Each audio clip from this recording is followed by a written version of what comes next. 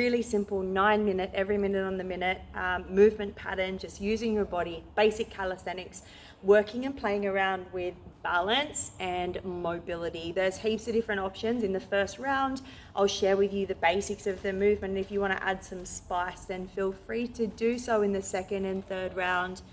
Up to you how much time you've got. If you have time for 5 rounds of this, go for it. But I got super sweaty just after doing 9 minutes. This is one of my favorite ways to move. I'd love to hear how you found it. If you do enjoy it, make sure you click that like button and subscribe.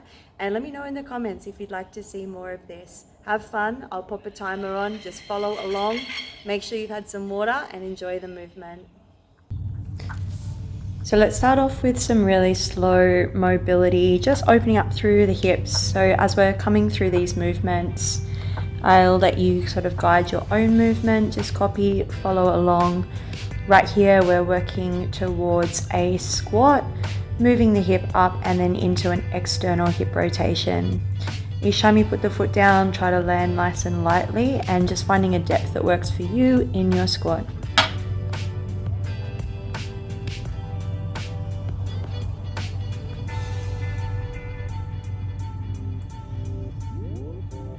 Stepping it out a little wider now to a more sumo squat. Just exploring some ranges here through our lunge and our mountain pose. Just waking up the adductors, and as you lift the knee into the chest, maybe working through a little bit of leg extension and compression. Once again, take your time as you float the leg up and float the leg back. Really think about rotating through the hip joint, opening out into that external hip rotation before changing sides.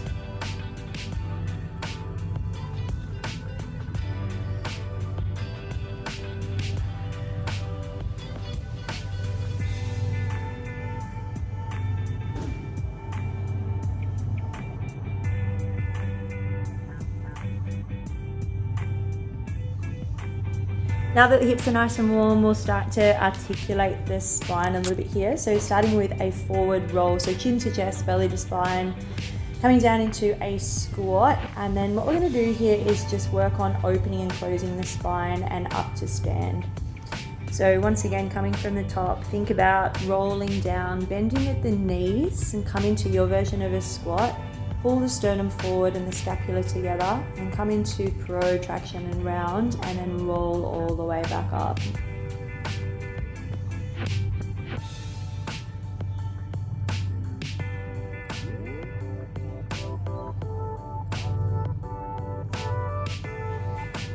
The next time that we come down into a squat, we're going to hold down in squat position. If you need to prop your heels up, feel free to come down into a squat position and roll up a towel, use a cushion, or you can even look into getting the foot and hip toolkit that I have online. I'll pop the link up in the corner, which just helps elevate the heels until we work on that ankle mobility, and just working on taking a thoracic twist, maybe 5 times on the right and 5 times on the left, as you're waking up your spine and staying in this low gate squat position. This is a natural position for us. Our squat is not an exercise. It is where our hips love to be.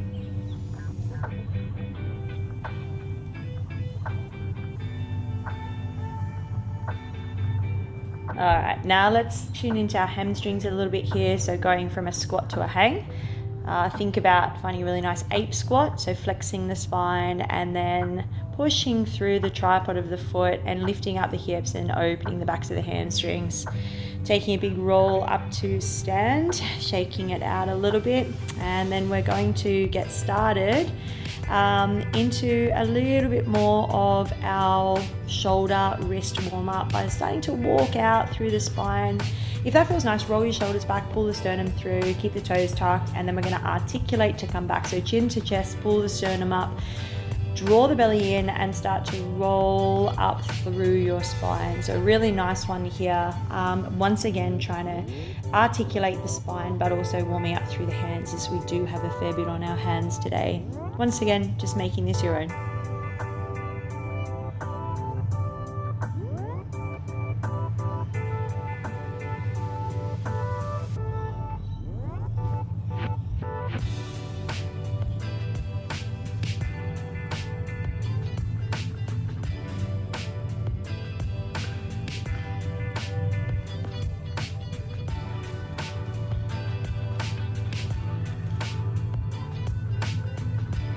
Lastly, into our warm-up series, we're going to have a think about starting to open up through our thoracic. So placing the hand out to the side, spinning the legs around and taking a forward fold to your degree. Remembering if your hamstrings are tight, this can be quite challenging. And if the roll's not working for you, just have a bit of a play. The option that you'd like to or might like to take is opening up into a bit of a back bend. So rolling through that scorpion twist, push through the base heel and then finding a bit of an opening and making sure that the wrist is stacked under the shoulder if you're lifting up through here.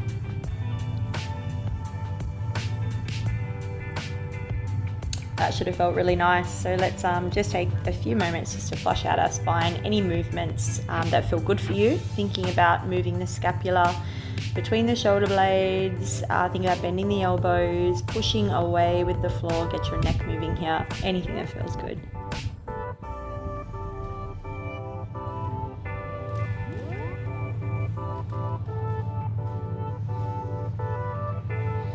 A little into the wrists here. Once again, we really need to take time to strengthen the wrists. If we do fall, this is the one place that pops it.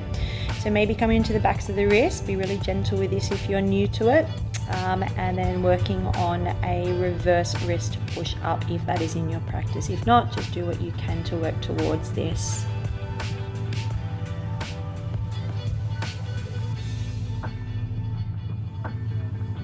And here's where we add in a little bit of spice, thinking about some bunny hops, bringing the feet towards the wrists and coming into a passive squat, pushing the floor away and back to our crouch position. So just have fun with this one. It's nice straight strong arms, jump the feet forward, land, hang out in your passive squat as long as you need.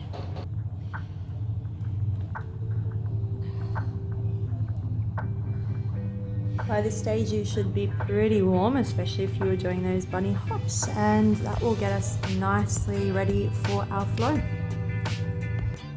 Alright, we have 3 movements, 60 seconds each. It's just a 9-minute EMOM. So our first one is a single arm plank. You can always do this on your knees. We really want to make sure we're maintaining a protracted position here. So squeeze your butt cheeks together, draw up the pubic bone, sternum and belly. And if you like, you can bring that opposite arm and opposite knee to touch, or keep the foot on the ground and just maintain a single arm. We're of course aiming over the 60 seconds to do approximately 20-30 seconds on each side. So have a bit of play with this one. You're going to wobble all around the space, but do your best to stack the joints of the shoulder and move nice and slow.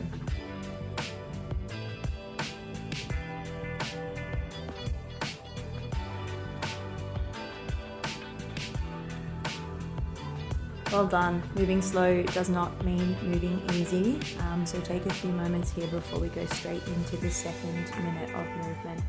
This next one is a great way to start practicing your pistol squat and a fantastic one for ankle mobility and compression. Come down into your squat, walk yourself out and then perform a kick through. As you're doing your kick through, come back to squat and then up to stand. Now for this first round, just get a feel for the movement. I will give you some options in the second and third round to complicate this a bit if you wish, but just focus on pushing the floor over the hands, so like really practicing that straight arm strength. And as you kick the leg through, as I said, think about mimicking a pistol squat. So point the toes, squeeze the quad and pull the femur bone into the hip socket. The further your hands are away from your body, the easier the movement will be.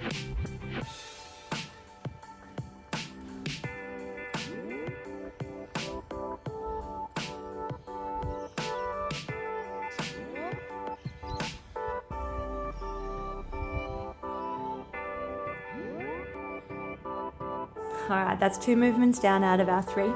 Our last one here is probably my favorite one. We're moving from a Cossack lunge, so a really beautiful Eastern leg strength pattern here, into your Cossack, into a dragon squat, so having a feel here of your version of dragon, and then into hip hinge or handstand. Bending into the knee, float the leg across, don't rush it. As you come into your dragon squat, squeeze everything together and just play around with your version of dragon, keeping the standing knee bent open into your hip hinge. Take your time on this one, don't rush it. The knee is a hinge joint, so make sure the knee is over the ankle joint when you come into your dragon and your Cossack, and keep a soft knee bend to protect your hamstring as you go into the hip hinge. This one should feel really good.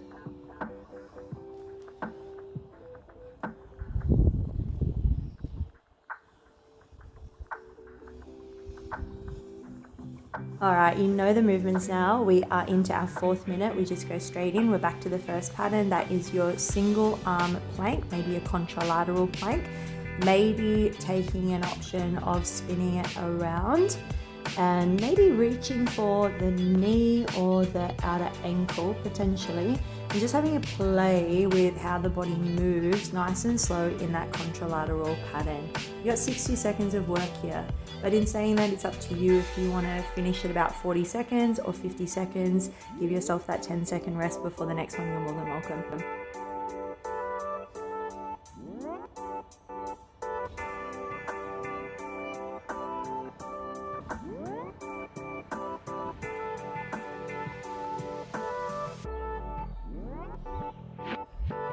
By this point, I was starting to sweat. It gets quite challenging from here on in. So remember, take rest as you need to. Let's come into our little pistol squat variation with the kick through. So options into this one as we come down and through, thinking about keeping it nice and close to the body and maybe adding a double transition on the kick through. You can speed this up too if you wanted to add a little bit of spice, and work on trying to keep the heel on the ground in that pistol squat variation, right? And that'll come with your ankle mobility and the more you understand compression. All right, up to you how you move in this one. Have fun. As I said, if you need to make it a bit easier, walk the hands away from the body a bit further.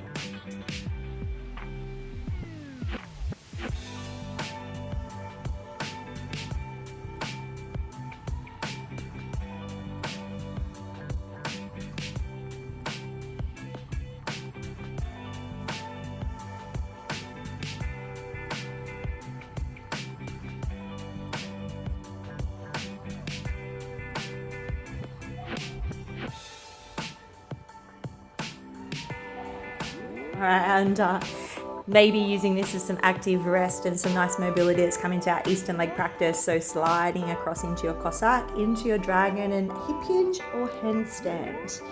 Up to you what you feel you need in your practice. So just take your time to set up the Cossack, keep the knee over the ankle, and then play with your version of a dragon squat.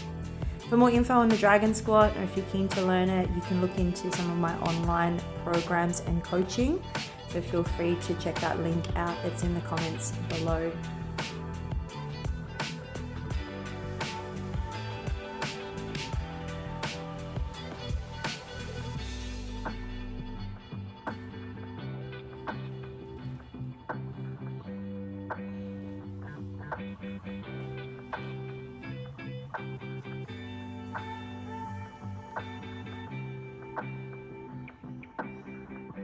That's 2 rounds done, meaning you've got 1 more round to go. That's only 3 minutes. You know the movements now, you've got this. Once again, adding options if you like, but you can always come back to that first one. Contralateral plank, maybe adding a spin and then working towards tapping that opposite ankle. And then see if you can get another one in a time. Play around with the transition here, pulling the knee to the chest and staying in that protracted position.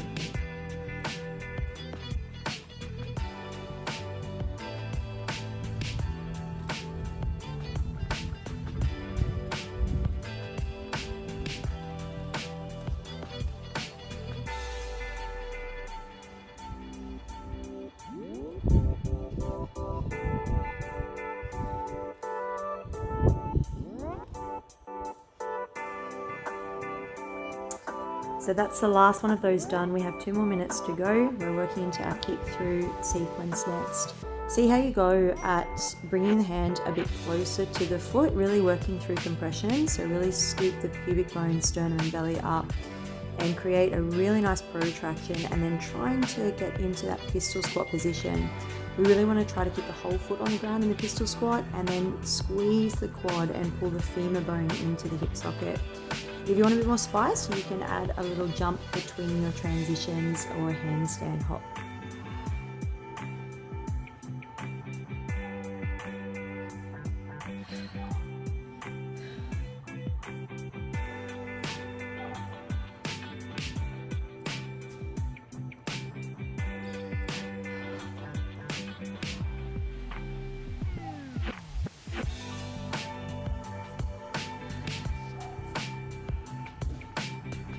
My legs were pretty cooked by this stage, but in saying that, there's only 60 seconds left to go. So we've got our Cossack to our dragon squat and into a hip hinge or handstand. Use this one to have a bit of fun, to flush out the legs. Work on your low gait pattern and take your time to step across. As you work into your chosen dragon squat, use your hand on the ground, work into finding depth and really squeeze the thighs together and have a bit of a play. Last and final round.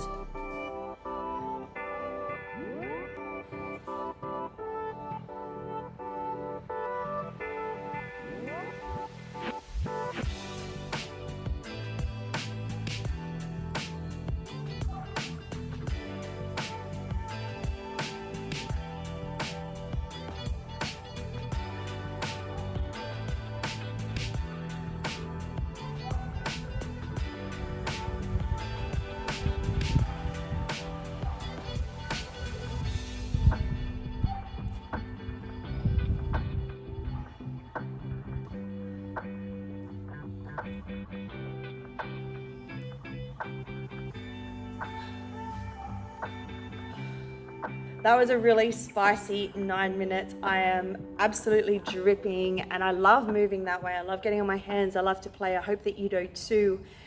It's a really, really nice way to get back in your body, especially if you have been sitting at a desk all day, you've been using a device, you've been sitting in chairs, and our bodies are starting to close. We have to remember that our vehicle is consistently listening to us in every single thing that we do. Our nervous system must come first. If we are training our body to be rigid and closed, right, and all of the fascia and connective tissue become tight and tense, then that's going to play a massive role not only on the functionality of our physical vehicle, but also on our autonomic nervous system.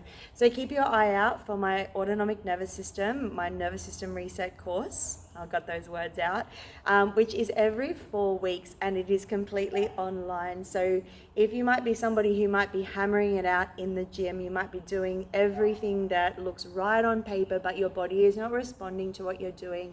It's highly likely you might be living in a chronic state of stress or moving between stress and shutdown, meaning that our bodies don't burn body fat, we hold on to high cortisol, we don't sleep very well, and the body actually doesn't heal. So it's a really, really cool course to combine with your movement to get an understanding of your body from the inside and out, and how you can work functionally and compassionately with your body to understand what's going on in your environment and how that might be affecting not only how you feel, but what's actually unfolding in the physical level as well. So jump on over to my website for the next course for that, which is megspace.com.au. And if you're interested in any of my movement programming or teaching or coaching, you can also find details over there. I hope you enjoyed this little spicy workout. Let me know how you went in the comments, and make sure, again, if you enjoyed it, make sure you click that like button and subscribe.